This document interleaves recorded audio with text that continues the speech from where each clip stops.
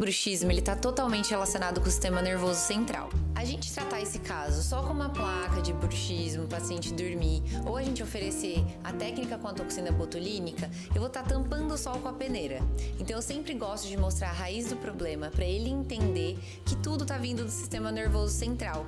Ou seja, eu posso colocar a melhor placa de bruxismo na boca desse paciente, mas se ele não cuidar daqui, nada vai ser resolvido. Muitas vezes a gente consegue também ter resultados maravilhosos quando a gente indica os nossos pacientes para fazer terapia. Inclusive, para os recém-formados, eu indico fazer esse tratamento multidisciplinar com um psicólogo, por exemplo, para a gente conseguir proporcionar um tratamento 360 para o nosso paciente.